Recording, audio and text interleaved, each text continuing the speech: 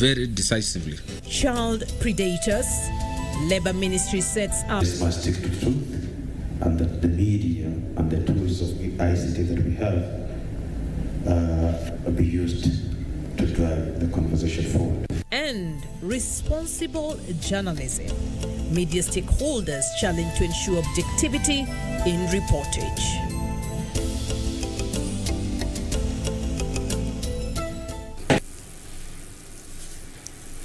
Welcome back. You're watching Channel 1 NewsHour. My name is Catherine Achieng'a. Our sign language interpreter this evening is Lucy Maura. Remember, you can also talk to us on our Twitter handle at KBC Channel 1, my Twitter handle at Catherine Achieng'a. We are live on Facebook, KBC TV. You can also follow us at KBC Channel 1 on Twitter as well as on YouTube. Give us your comments. I will be glad to sample some of your views as we continue with the program. Let's begin with the latest in the news.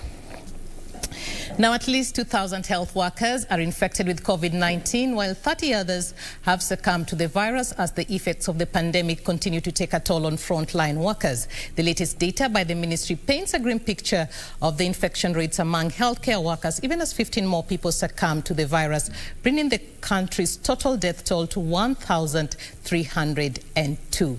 Nancy Okware starts off tonight's coverage with that update.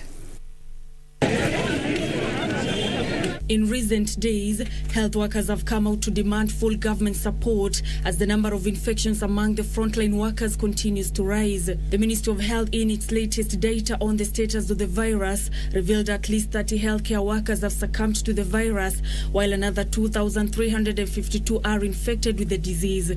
The data shows at least 1,177 male healthcare workers are infected with the disease against 1,175 female healthcare workers. The data also reveals a continued increase in the number of infections at 925 from a sample size of 5,559, pushing the cumulative number of confirmed cases to date to 71,729. The number of fatalities resulting from the contagion also rose to 1,302 after another 15 patients died from the disease. 1,018 patients have since recovered from the home care program and others discharged from health facilities, bringing the total recoveries to 47,262. In the meantime, 1,237 patients are admitted in various health facilities with the virus, with 62 under the intensive care unit. Out of those in ICU, 26 are on ventilatory support and 32 on supplemental oxygen. Another 92 are on supplementary oxygen, with 69 in the general wards and 23 in the high dependency unit. Nancy Okware, Channel 1 News. And still staying with a similar story, health services in Bomet County are set to come to a standstill after doctors issued a strike notice that takes effect tonight. This comes as the Nakuru County government is warning hospitals are running out of bed capacity as the number of COVID-19 cases continues to soar. In the meantime, Interfaith Council Chair Archbishop Anthony Muheria has revealed he contracted COVID-19. Interfaith Council Chair Archbishop Anthony Muheria says he's undergoing treatment at the Mater Hospital in Nairobi. In a message sent to fathers of Nyeri Archdiocese, Muheria thanked everyone for their continued prayers, saying he's recuperating well and his health has improved. Meanwhile, Nakuru County is warning hospitals are running out of ICU beds and ventilators as the number of COVID-19 infections rise. The county's EC of Health, Dr. Kariuki Gishuki, acknowledged that even though the county has full supply of oxygen, the rising number of positive cases was overstretching services and putting lives at risk. We are able to at least sensitize people on all those issues and make sure that we enforce those things, especially in public transport, in markets and in social gatherings like funerals and weddings. Then we'll see our curve going down. And there is evidence to that because every time there is enforcement, we see the curve going down. And we think this is a simple strategy which we can do, and we synergize together with the national government who have the responsibility of enforcement. We will do very well. Elsewhere, Doctors in Bomet County have issued a strike notice beginning Tuesday night. Led by Dr. Daji Bimji, KMPDU South Rift Branch Secretary, the doctors say the county government of Bomet has failed to implement the 2017 CBA. Strike begins tonight, and therefore we are really feeling not good. We're not feeling very good to proceed on the strike, but given the time that we were in the county from 14th of September to date, and them not showing any goodwill or need to implement this, with the strike becomes the only solution. But the strike is fully protected by the courts, and it's quite a legal strike, and it's quite unfortunate that is the only option that we have now to compel the county government to sort the issues of doctors. And Oyugi Ogango principal Martha Ouma passed away at a Kisumu hospital while undergoing treatment. Education officials have dispelled rumors she succumbed to COVID-19. It's not COVID-19 because I talked with the principal. She even sent me messages confirming the same. After the tests were done, both of them, they turned negative. So this rumor that our principal has passed away because of COVID-19 is a total lie.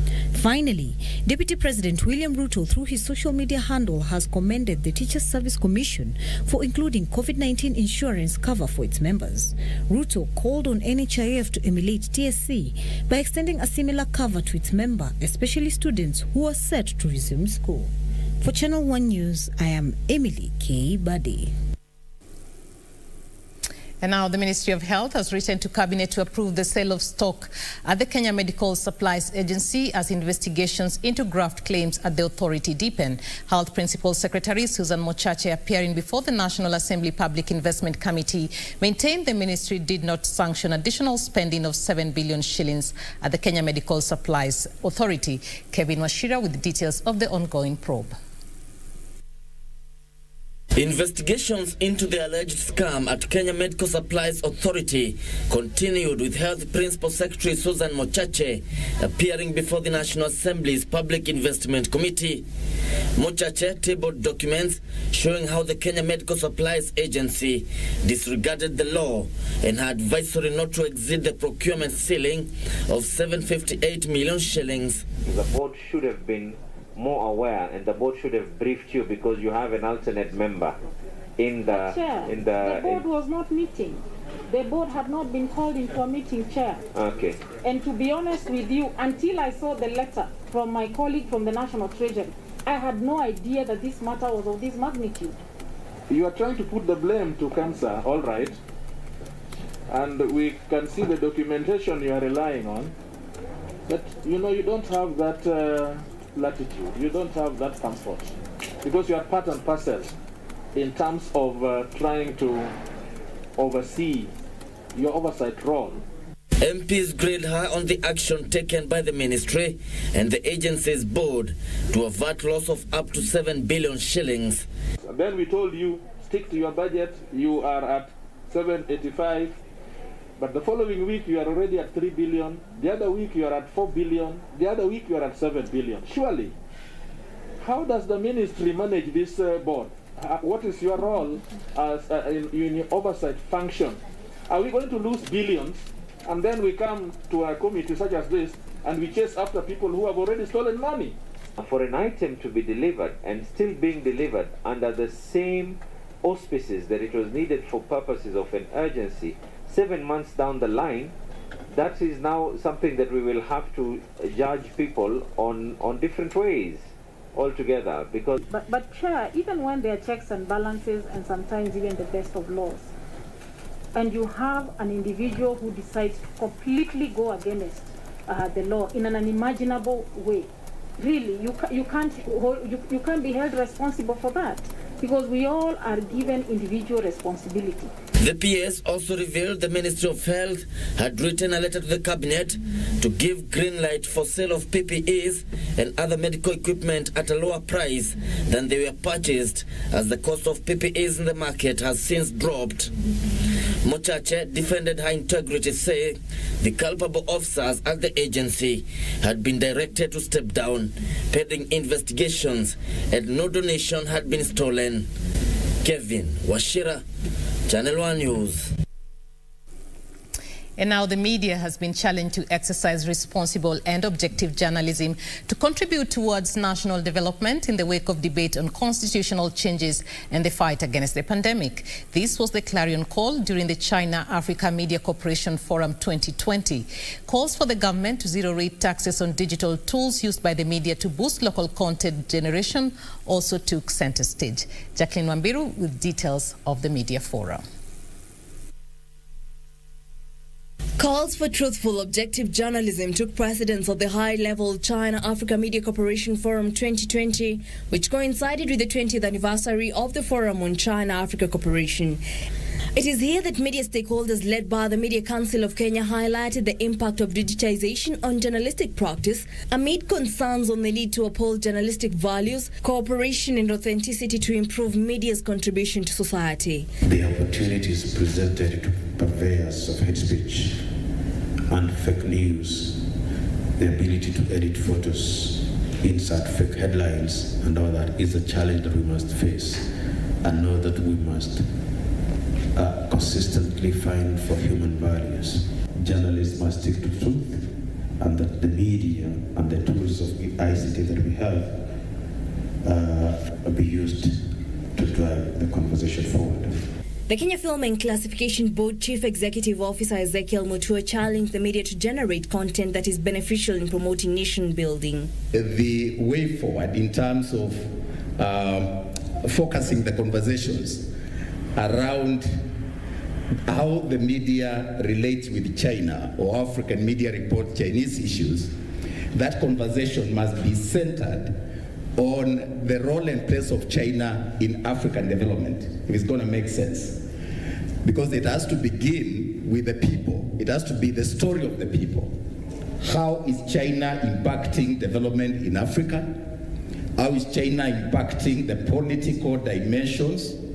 How is the place, what is the place and role of China in the African development? Because the moment it begins from that perspective, then the media as the custodian of public interest begins to find meaning in shaping the conversations in an accurate and meaningful manner. Kenya Broadcasting Corporation Managing Director Dr. Naim Bilal hailed the continued partnership between Kenya and China in promoting cultural exchange programs through media platforms.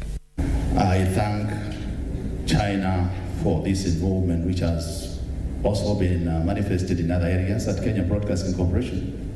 I must say that we actually pioneered some unique collaboration with China in what we may call cultural exchange program, where we have been able to air Chinese movies, Chinese drama. It is my hope and prayer that this collaboration is expanded to the wider sphere of media in the country. Media Council of Kenya Chairman Maina Moirore urged the government to consider zero-rating taxes on digital tools used by the media, regulation of digital distribution of content to boost generation of local content. These include appeals to the government to consider zero-rating taxes on digital tools used by the media to help the small ones grow, not just survive.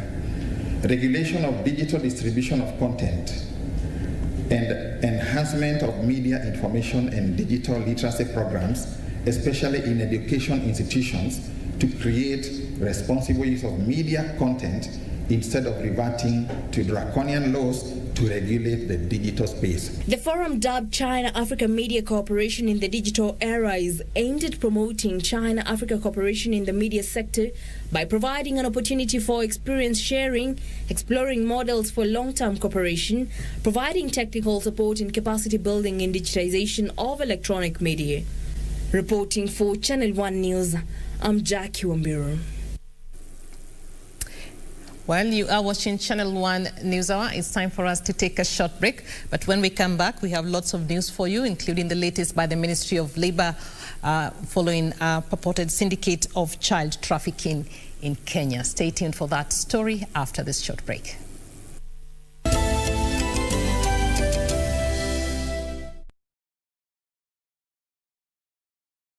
When the world changed, it made us go back to the simple joys and love the little things even more, like serving up your best, eating together, and sharing more.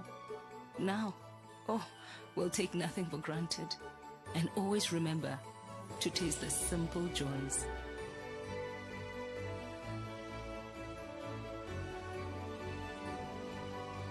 Enjoy the magic of Christmas with Coca-Cola.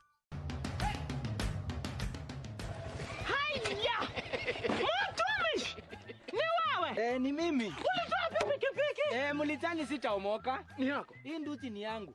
Niliwahi pale Quickbit. Quickbit? Quickbit imekuja kusaidia wananchi kama sisi. Nilinunua 399 shillings. Juu nilikuwa the lowest unique bidder. 399 shillings. Quickbit shilingi moja unaweza nunua fridge. Shilingi 2 unaweza nunua microwave. Shilingi 5 unaweza nunua hata gari. So tupeleke huko hata mtu aende huko. Jiunga na Quickbit ni rahisi. Enda kwenye M-Pesa, bonyeza paybill kisha weka business number 4032353. Kwenye account weka kodi ya bidhaa unayotaka na bidi yako ya chini zaidi. Kwa mfano TV 16. Kisha weka shilingi 20 tu kama idadi yako. Weka bidi yako pia kwenye www.quickbit.co.ke. Kumbuka, bidi ya chini zaidi ya kipekee ndio hununua. Quickbit, bidhaa bora kwa bei ya chini. When the schools shut, the textile sector came to a halt. We have a workforce of over 300 people that we need to support, and the orders were just cancelled overnight. If we had not gone into PPEs right now, we wouldn't be having this opportunity to tell the story of how Equity helped the local sector by procuring locally. Basically, 100% of PPEs were being imported. I don't think a single local textile industry had thought of manufacturing PPEs. So with Equity coming in, we were able to retrain and repurpose a lot of our labor force. And on top of that, we hired an extra 50 to 100 people when the orders got a bit higher. What the local manufacturers achieved, it shows the Kenyan spirit. We were there to protect our front line, which was helping fight this pandemic. And not only did we fight, we made it a product that meets international levels. There's a lot more that we can do locally. Let's explore and let's see what we can do.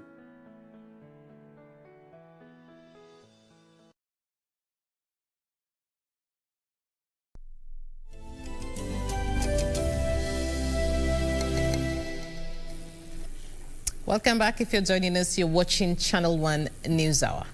Now to other stories where the government has constituted a multi-agency team to investigate allegations of the sale of babies on the black market in the country. Labour Cabinet Secretary Simon Chelugui says the government remains committed to the safety and security of all children in the country, even as he urged Kenyans to follow the law while adopting children. Chelugui spoke amid claims that babies have been stolen in Kenya to feed a thriving black market. The government has moved to ally fears that children are being stolen in Kenya to meet a growing demand for babies in the black market. Labour Cabinet Secretary Simon Chelugui says the government has launched a probe into the claims, warning that the state will not create a conducive environment for child trafficking. This is unacceptable, and the government will deal with it very decisively. In an investigative piece carried by the BBC, it is alleged that babies are being stolen in Kenya to feed a thriving black market. And likewise, I'm warning those who are buying such children that they are equally guilty, and this is a criminal offense. Chelugui said a team of officers from relevant government agencies has been constituted to exhaustively investigate allegations of child trafficking in the country. I warn those who are stealing or are selling children that they will be met with the full force of the law. The Cabinet Secretary urging Kenyans are looking to adopt children to follow laid down procedures. Yusufar, Channel 1 News. And now, Kotu Secretary General Francis Atwoli has hit out at those opposed to the Building Bridges Initiative Task Force report, accusing them of being champions of winner-takes-it-all electoral system. Atwoli spoke amid widening divisions over the implementation matrix of the BBI report, with a section of Kitui leaders vowing to oppose the document if it fails to heave off Mwengi from Kitui County. The journey to the implementation of the Building Bridges Initiative Task Force report is expected to get underway Thursday with the collection of 1 million signatures. According to the proponents of the BBI report, the train has already left the station. Signatures are being launched on Thursday at the Kenyatta International Conference Center. You are either with us, you are either for the new constitution, you are either for the peaceful country Kenya, you are either for united Kenya, you are either for the changes that we are trying to put in the new document, or you are not. And if you are not for that, my friend, this is a democratic society. Organize yourself, tukutane uwanjani. Atuoli said that the BBI is Kenya's best bet yet to addressing glaring gaps in Kenya's electoral system. But even as opinion continue to remain divided over the report, some leaders have urged Kenyans to support the BBI as it will bring good tidings to the counties. Kuna wale wanapinga BBI kwa sababu ni watu ambao hawataki maskini wapate pesa. Wanajiita mahasla, wanajifanya lakini hao ni matajiri. Kwa sababu BBI inaongeza pesa kutoka 15% kwa zigawane na county mpaka 35. Inamaanisha kwamba county hii yenyu hivi sasa inapata bilioni 3.5, itakuwa inapata bilioni 10. This even as a section of leaders drawn from Kitui County pushed for the creation of Mwingi County. Kitui Senator Enoch Wambua said any constitutional review must strive to accommodate the views and the needs of the citizenry. Kaunti ya Kitui wake ni 30,496 square kilometers. Hii kaunti yetu ni kubwa kuliko nchi inaitwa Rwanda. Kubwa kabisa. Na tukasema hii kaunti yetu ya Kitui igawanywe mara mbili, tukuwe na kaunti ya Kitui na kaunti ya Mwingi. Hiyo ni watu walisema. Sasa nyinyi msiwe sasa kwenda kuambia watu ati tunasupport 100%. 100% nini? Hiyo document nimesoma, sijaona kaunti ya Mwingi, nataka niambiwe kaunti ya Mwingi ilienda wapi? Lazima tupewe nafasi kidogo tuchangie. Ama sivyo basi waipeleke na waipitishe. Sababu haifai tuambiwe tunachangia tena baadaye tunaambiwa mwezi ongezea kitu na mwezi toa. Sasa hiyo nao tunakataa. For Channel 1 News, I'm Catherine Achieng'a. And now the court has ordered the inquest into the death of Keroche Brewery's heiress Tekra Muigai to take place in Nairobi, dealing a blow to the prosecution who sought to have the inquest held in Lamu. Principal Magistrate Zainab Abdul ordered the inquest to commence on the 24th of February 2021 at Mlimani Law Courts. It was a sigh of relief for the family of the late heiress after the court ruled in their favor. The office of the DPP had filed an application to withdraw the case and have the matter transferred to Lamu. Principal Magistrate Zainab Abdul, in her ruling, pointed out that she had considered whether the court had the jurisdiction to hear the case and the balance of convenience of witnesses.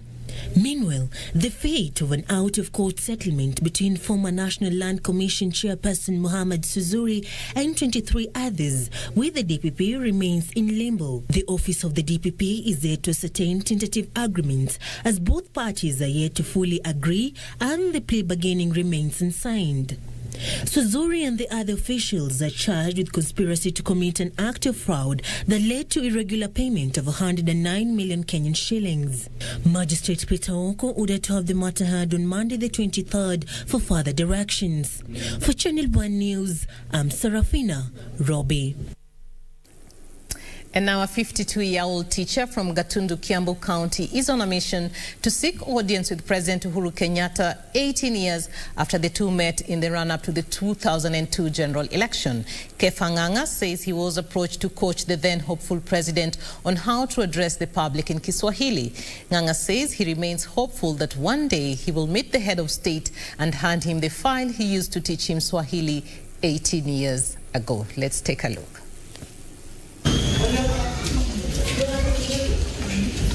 52-year-old Kefanganga Ndungu says he was approached 18 years ago to coach the then hopeful presidential candidate on how to address the public in Kiswahili. President Kenyatta would then run on a KANU ticket in December 2002 presidential election, only to lose to retired President Mwai Kibaki. Ng'ang'a, a trained teacher, was then working at Githararu Primary School in Gatundu South, teaching Kiswahili and social studies when he was approached to coach the then hopeful president. Nikaanza mikakati ya kujiandaa, kuelezwa uboreshe mtarajiwa rais si kazi rahisi, na kiwango chake cha Kiswahili sikuwa nakijua kimefika wapi. Lakini mara ya kwanza nilipoenda Chancery nilikuta rais mtarajiwa wetu Uhuru Kiswahili chake kilikuwa chini sana. Ng'ang'a says he used to have an hour with the president every evening after political rallies to perfect his Kiswahili for a better interaction with voters. Anazungumza kwa Kiingereza kwanza, mimi natafsiri. Nikitafsiri namwandikia pahali bila angewasilisha ujumbe wake. Ng'ang'a says he is proud that the head of state has since mastered the art of speaking in Kiswahili. Kuna wakati alikuwa anakosea na mkosoa na hakuwa nakasirika. Uzuri wake ati anasema hii Kiswahili ni kigumu. Alikuwa anafurahia sana nikimkosoa. Aliangusha misemo. Nakumbuka wakati wa mwisho aliposema safari imeng'oa nanga na safari ni hatua, na tutachukua hatua kwa yeyote ambaye hatafuata yale ambaye tumekubaliana hapa, awe ni nani ama ni nani. Tuasema maisha ya Wakenya kwanza. Nikiona akizungumza kwanza napatwa na bashasha sana, furaha moyoni sana. Ng'ang'a says he hopes to one day reestablish his acquaintance with the head of state and hand him the file he used to teach him Swahili 18 years ago. Nimweleze yale yote ambao tulikuwa tunaketi naye katika ofisi ya Chancery KCC. Sija kufahamu mpaka sasa.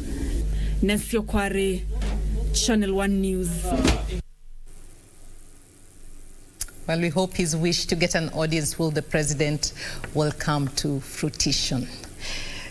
Now we move on to other news, where Murang'a Director of Medical Services, Dr. Winfred Kanyi, is cautioning women against buying contraceptives over the counter, saying it may expose them to health complications. Elsewhere, a family in Free Area, Nakuru Town, is demanding justice following the alleged kidnapping of their 14-year-old daughter. She is reported to have managed to flee from her captors. More details in the county briefs. The Class 8 pupil at a local school is alleged to have been lured by her peers into a trap where she was turned into a sex slave for 2 weeks, barely 20 kilometers from her home. The girl says a group of girls well known to her picked her from her home to go for a stroll and gave her sweets. She says she then lost consciousness and woke up to find herself in a 20-year-old man's house. Alinipeaga switi. After kunipea hiyo switi tukiwa kwa hiyo kijana, mimi sikujelewagwa. Mimi hata sijui penye mimi hata sijui kana na hiyo kijana ama sikulala na hiyo kijana, kwa sababu mimi asubuhi kuamka nilikuwa ndani ati niko kwetu. Sasa mimi kujikuta mimi niko kwa huyo kijana. Mimi nikamwambia mimi sitaki kuwa bibi ya mtu. Mimi na mimi wa shule. Mimi sitaki kuwa bibi ya mtu na mimi nikamtorokea. Residents are now calling on authorities to identify the group and put a stop to their activities. And a Kiambu court has ruled in favor of the Wangige family following a land dispute spanning over 10 years. The land worth 500 million shillings has been at the center of a controversy between the family and private developers since the death of their father in 2009. And these people have lived in their land for more than 50 years. The persons who are alleging to have interest in the land have never been part of their family, and they have no viable interest. For those 10 years which I've acted for them, I've been involved in disputes with the same persons, and which persons have lost in all their claims pertaining to this land. Meanwhile, Murang'a Director of Medical Services, Dr. Winfred Kanyi, has called on women to ensure use of contraceptives under prescription by a qualified medical personnel to allow for necessary tests before using contraceptives. Most of our women and girls may not be coming to our facilities the way we would want them to. So we want to encourage them, as far as family planning is concerned, to come to our facilities, because there they can be given the right health education, they can be empowered, and then they will be helped according to their status. They will be helped to choose the right family planning method. And the Inspector General of Police, Hilary Mutiambai, flagged off a police vehicle for use at the Jomvu police station. Jomvu MP Badi Twalib said the vehicle, which was a pledge by the president, would boost police patrols. Managed to procure a vehicle which was a security gap in Jomvu, and today we officially hand it over to our OSPD, or sub-county commander, Jomvu, so that he can enhance security in his area of operation. Finally, a project on freedom of expression, access to information and safety of journalists in counties has been launched.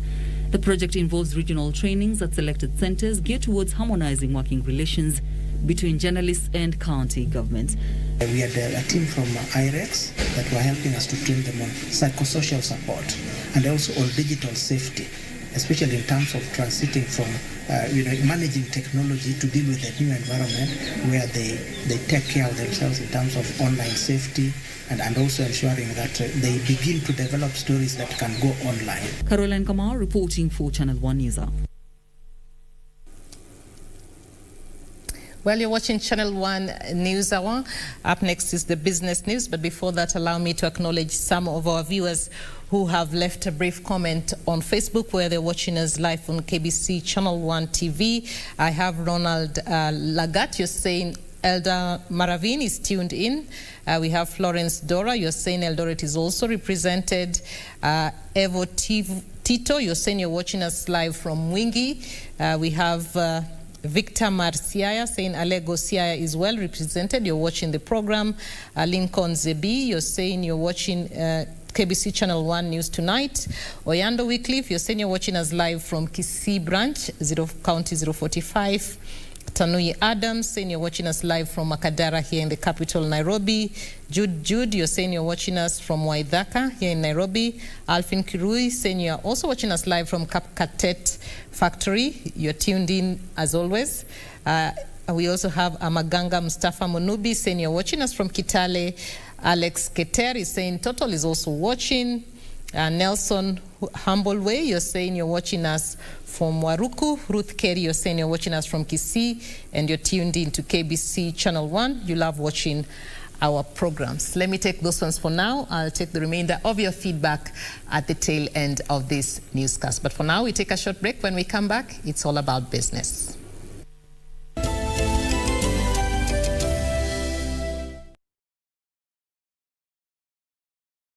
GoTV's everyone's favorite place this festive.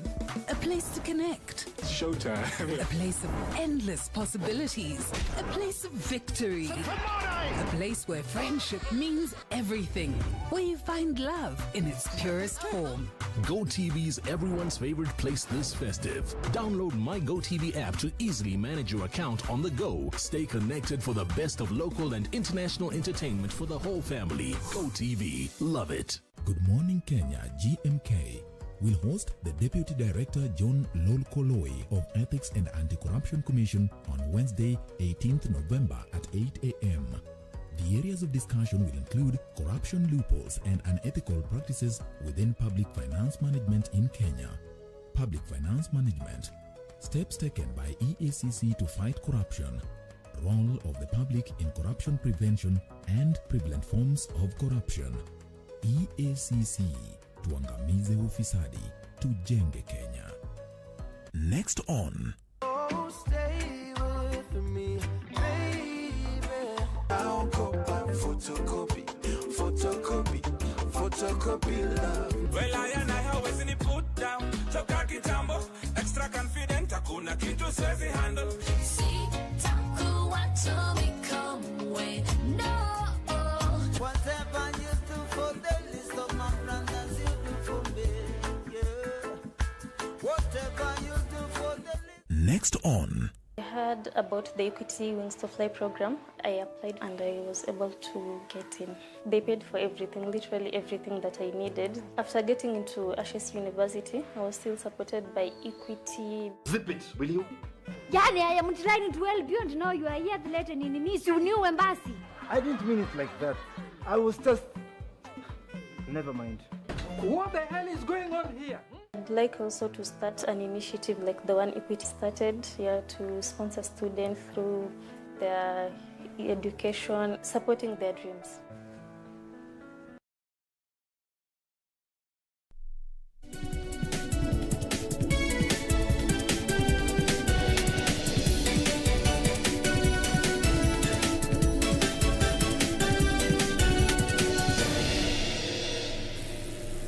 Let's now do some business. And revenue collection plunged by 42 billion shillings in the first quarter of the fiscal year 2020-2021 as COVID-19 pandemic hammered the Kenyan economy.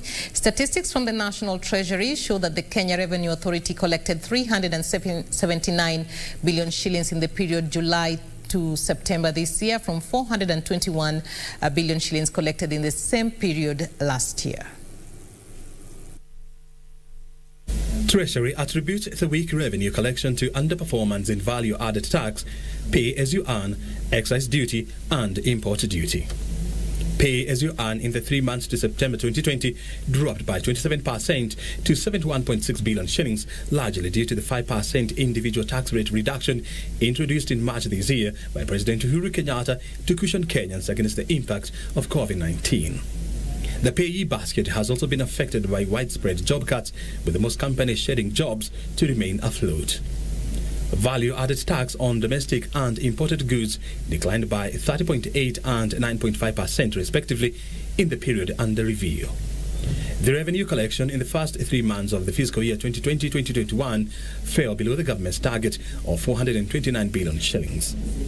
However, the revenue from external grants rose sharply to 3.9 billion shillings, a 40% increase from 2.8 billion shillings received in the same period last year as development partners ramped up funding to deal with COVID-19. Budget deficit in the 3 months that ended in September grew 131.7 billion shillings compared with 123.5 billion shillings during the same period in 2019, a 6.7% increase.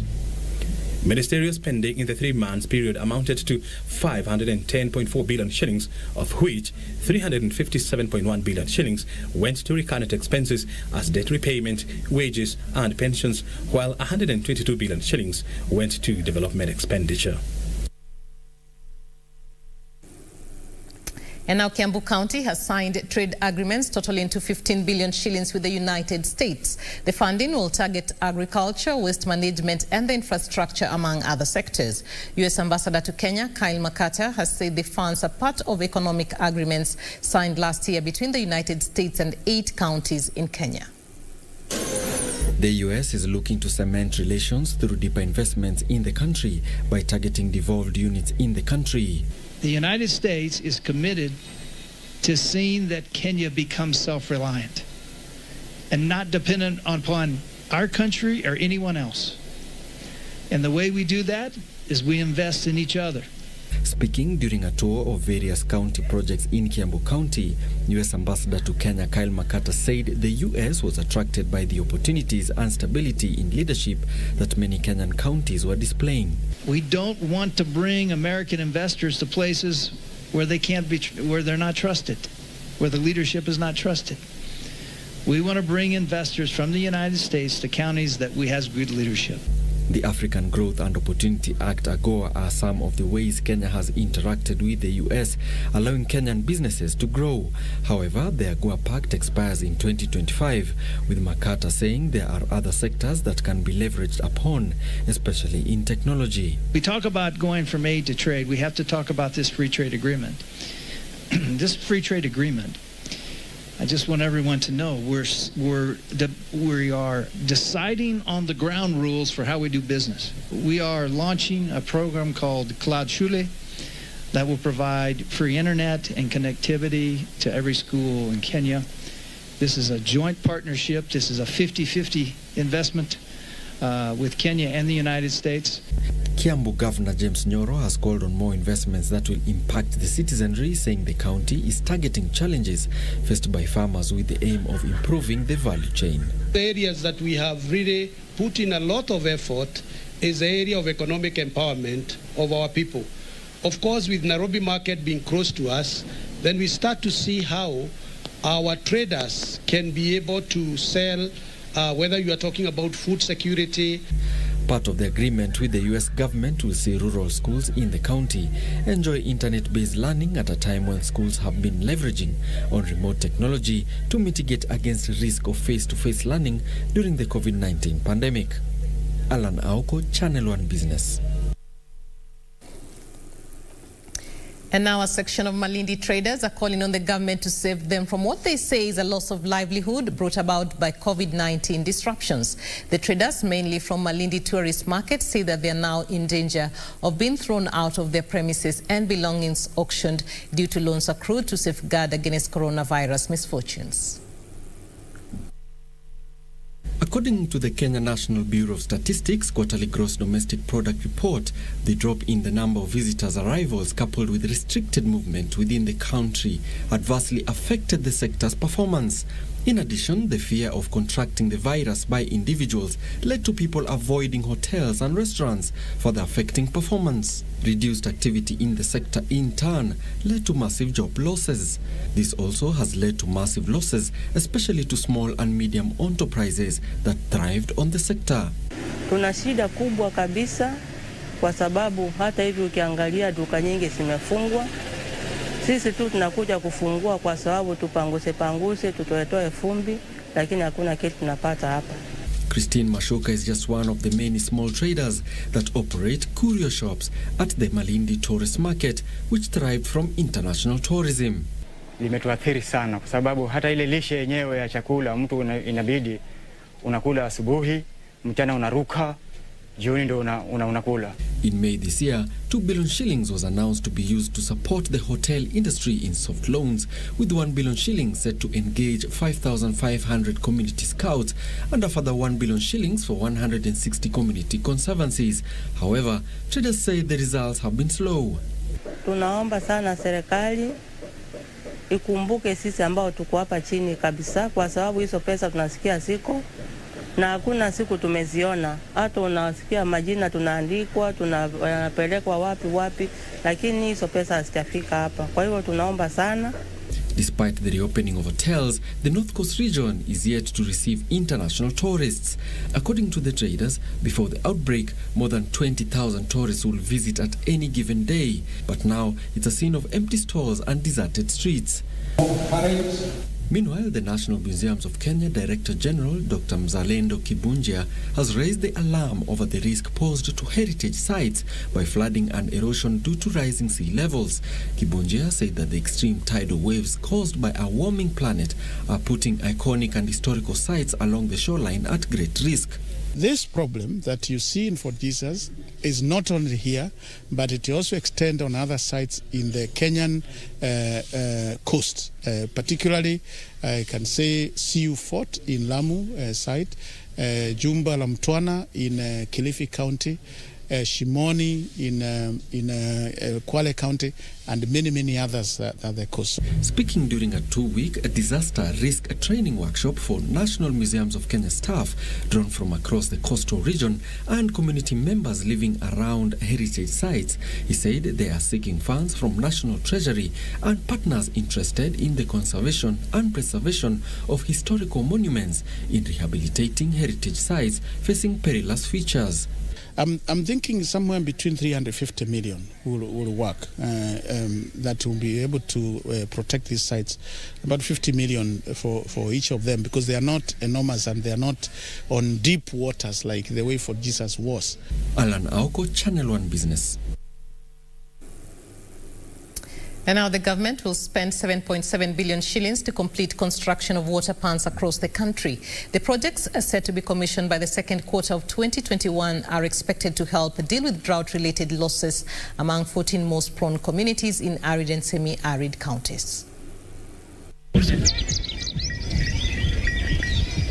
Among the beneficiaries of water pan projects across the country include close to 600 families in Olmunanda village in Narok East who have recently benefited with a new 18 million shillings water pan. Mradi huu unasaidia kuinua hali ya performance ya mifugo yetu hapa, waweze kuwa na matokeo mazuri katika kukua kwao na katika kuuza kwao, wapate bei nzuri, na pia kuzuia vifo ambavyo vinatokana na ukosefu wa maji na kadhalika. Speaking after the official opening of the Olmunanda Community Water Pan Project, stakeholders added that the approximately 2,000 cattle and 4,000 sheep and goats in the area will benefit from the new water pan. Mifuko inatoka mbali karibu hata kilomita 10 kutoka hapa na wanapata maji.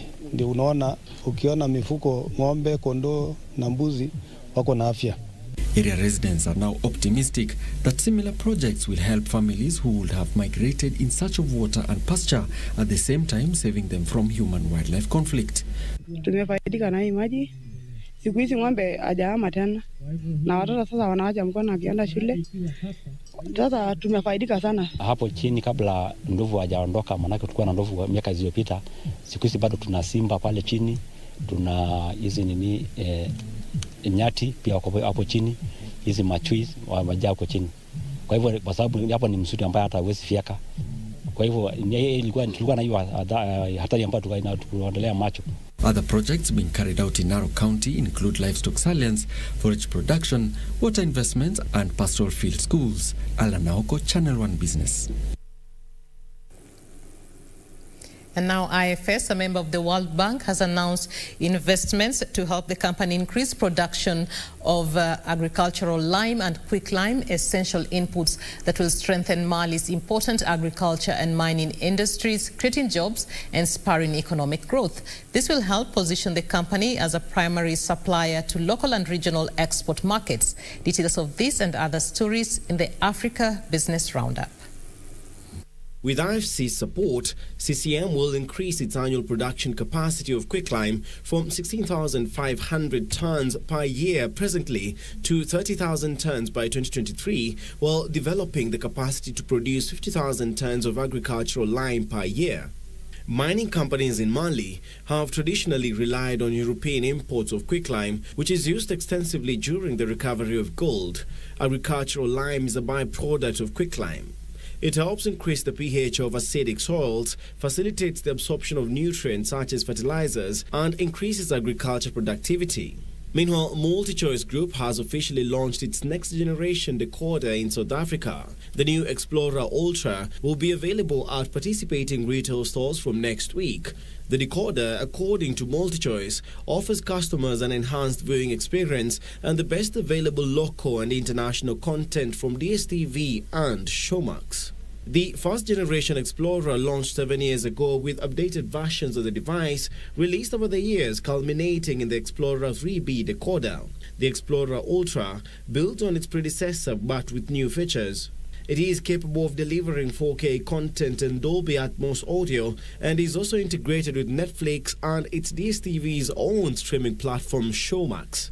And the African Export-Import Bank released its unaudited financial statements for the 9 months ended 30th September 2020, recording a net income of $217 million for the period, showing a slight decrease on the comparable period in 2019 at $225 million. The bank's total assets increased by 34% to $19 billion as of 30th September 2020, primarily as a result of increases in loans and advances and cash equivalents. In March, the bank launched a pandemic trade impact mitigation facility aimed at helping African sovereigns, commercial banks, and corporates to weather the impact of the crisis. In addition, in September, they launched a $100 million overdraft facility to enable African states to procure COVID-19 related medical resources through the Africa Medical Supplies Platform, an online marketplace for the sale and purchase of medical supplies and equipment.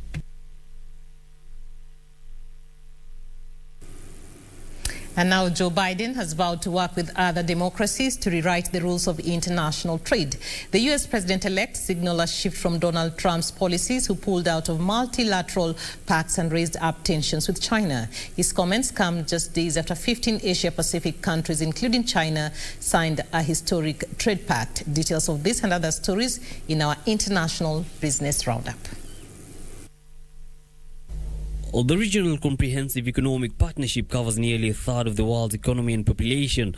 Biden will not be drawn on whether he would consider signing the Regional Comprehensive Economic Partnership or the rival Trans-Pacific Partnership. In an apparent jab at Trump, he indicated that his administration's foreign and trade policies would strike a different tone than those of his predecessor. Trump withdrew from the TPP, a trade pact that was originally backed by the Obama administration. Meanwhile, Chinese smartphone maker Huawei is selling its youth-focused budget brand Honor. Huawei said Honor had been under pressure due to a persistent unavailability of technical elements. U.S. government sanctions have restricted supply to Huawei on the grounds that the firm is a national security threat. Huawei said it will sell Honor to Shenzhen Jizin New Information Technology, a new company is set up for acquisition. The company is a consortium of more than 30 agents and dealers of the Honor brand, and according to Chinese media, also includes the state-backed Shenzhen Smart City Technology Development Group. And after an eventful week for tech entrepreneur Elon Musk, his personal fortune has shot up by more than $15 billion. On Monday, it was announced that his electric car company Tesla has been accepted into the S&P 500, a major U.S. stock market index. This comes after his rocket company SpaceX sent 4 astronauts into space. On top of testing positive for COVID-19, Musk is poised to become the world's 3rd richest person. Tesla's share price surged about 14% in New York following the news it was being added to the index. Given Musk's 20% stake in Tesla, his net worth rose to $117.5 billion, according to the Bloomberg Billionaires Index.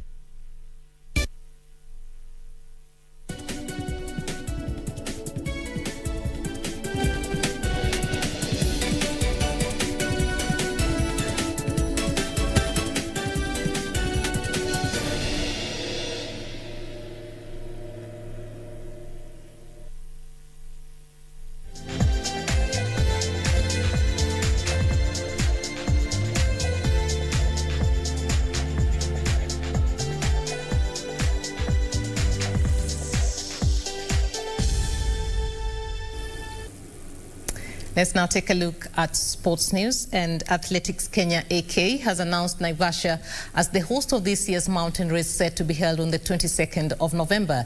The one-day event will be held at the foot of Mount Longonot in adherence to COVID-19 health protocols. The race will start at Cornerstone Preparatory Academy on Mai Mahiu, Naivasha, and end at the flyover. The event will see athletes battle it out in 3 categories: 8 kilometers junior men, 8 kilometers senior women, and 10 kilometers senior men.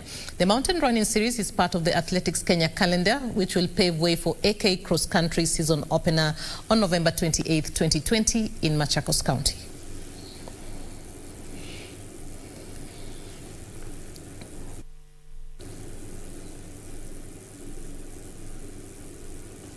And now, former Kenya football shooting team captain Edward Legay is dead. The 4-time Kenya Open football champion, who last bagged the title in 2013 while still at the Presidential Escort Unit, died at a Nairobi hospital Monday after a short illness. The marksman had recently been transferred from Kitui, where he was serving as the sub-county deputy commander, to Nairobi.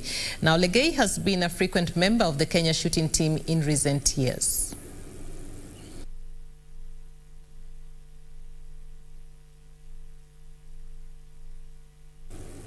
May he rest in peace. Now, Manchester United remain hopeful Alex Telles will be available for Saturday's match against West Brom after the defender tested negative for COVID-19. Elsewhere, Republic of Ireland duo Matt Doherty and James McLean have tested positive for COVID-19. Reports suggested Brazilian Alex Telles had tested positive over the weekend while on international duty. However, the Brazilian Football Confederation said the 27-year-old will travel with the squad after returning a second negative test. United earlier said they would make an assessment when he returned. Telles joined United from Porto on a 4-year contract in October before testing positive for coronavirus later in the month. Elsewhere, Republic of Ireland duo Matt Doherty and James McLean have tested positive for COVID-19. Both played the full 90 minutes of the Republic's 1-0 Nations League defeat by Wales on Sunday evening. The rest of the squad and backroom staff returned negative test results before flying back to Dublin on Monday to begin preparation for Wednesday's game against Bulgaria. The news comes 3 days after midfielder Alan Brown tested positive. Now, Barcelona midfield maestro Sergio Busquets will miss Spain's Nations League decider against Germany. The tie is a must-win for Luis Enrique's team, as it will decide the team that will qualify for the Nations League finals next October. For this and more, here is a look at the UEFA Nations League fixtures.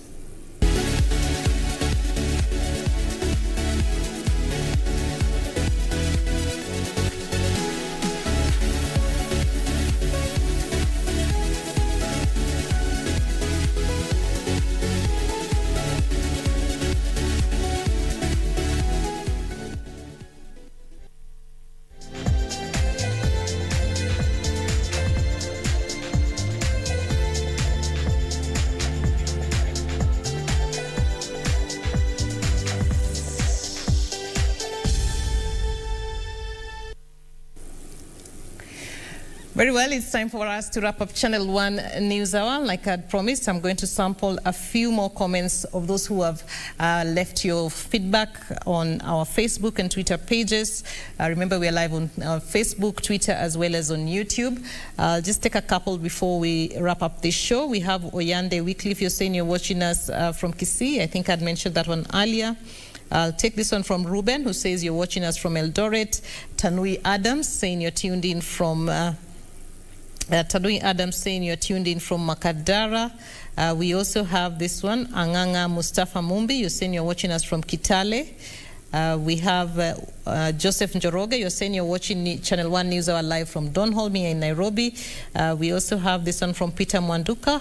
You're saying you're watching us from Kitui. Jacinta Motuko saying you're tuned in from Machakos. Coach Brian saying you're watching us from Barasendu in Nandi Hills. We have Ruth Kerry, who is also saying you're watching us. Victor Kibet, you're watching us from Adams Arcade. Peter Brown, you're saying you're tuned in from Moyale. And we also have this one from Ella Saba. You're saying you're watching us from... You have just said you're just watching us, but you haven't indicated where you're watching us from. And Israel Shah Jihad saying you're getting us loud and clear from county number 003. Of course, I can't be able to take all your feedback, but we do appreciate every time you interact with us and just letting us know that you're watching us from whichever part of the country that you are tuned in from. But for now, on behalf of the entire team, as always, thank you, Kenya, for watching. My name is Catherine Achieng'a. Our sign language interpreter this evening is Lucy Mwaura. How does your weather look like? Well, we have Yusuf Farah up next with the day's weather. Do have yourself a good night, and thank you for watching. Good night.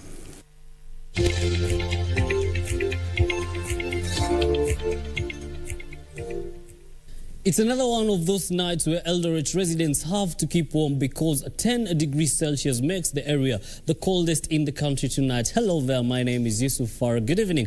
This is your Channel 1 weather updates. Tonight, rainfall is expected in the southern half of the country. Tomorrow morning, a warm morning in most parts of the country. Sunny intervals from the northeastern region. In Mombasa, Malindi and Kwale, there will be showers accompanied by sunny intervals. Meru and Nyeri will be having partly cloudy conditions with sunny intervals and a chance of rain. Looking at the afternoon, Kisii and Kericho will be having rains with thunderstorms, accompanied by thunderstorms rather.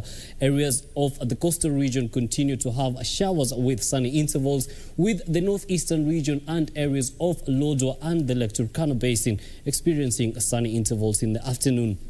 Taking a look at your temperatures, where Mandera and Lodwar both have highs of 36, Marsabit has highs of 24, lows of 17, Garissa highs of 34 and lows of 24 rather, and the capital city highs of 24 and lows of 16. That wraps up your local weather forecast. Again, many thanks for keeping it Channel 1. My name is Yusuf Farah. I leave you now with your international weather forecast.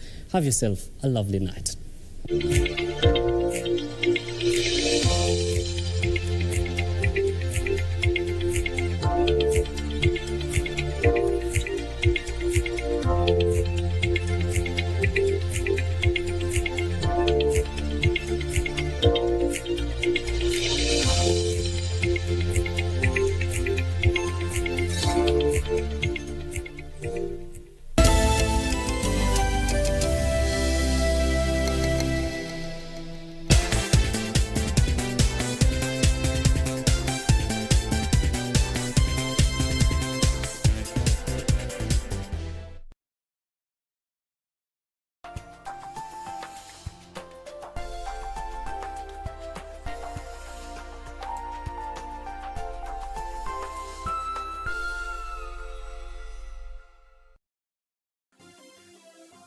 Vera Beauty College.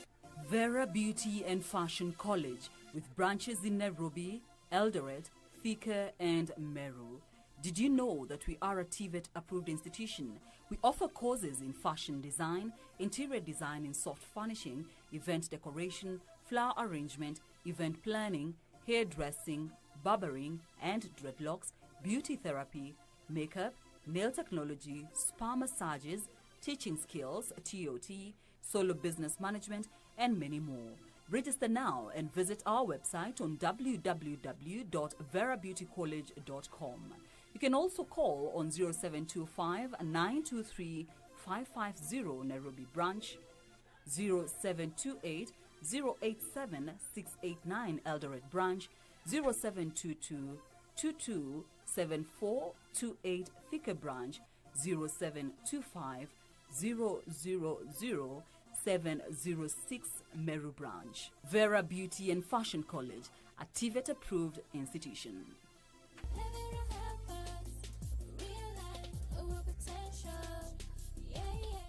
Good Morning Kenya GMK will host the Deputy Director John Lolkoloi of Ethics and Anti-Corruption Commission on Wednesday, 18th November at 8 a.m.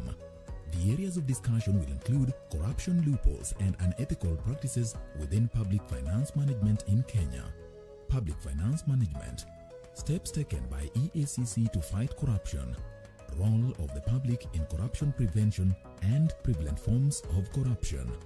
EACC, tuangamize ufisadi, tujenge Kenya.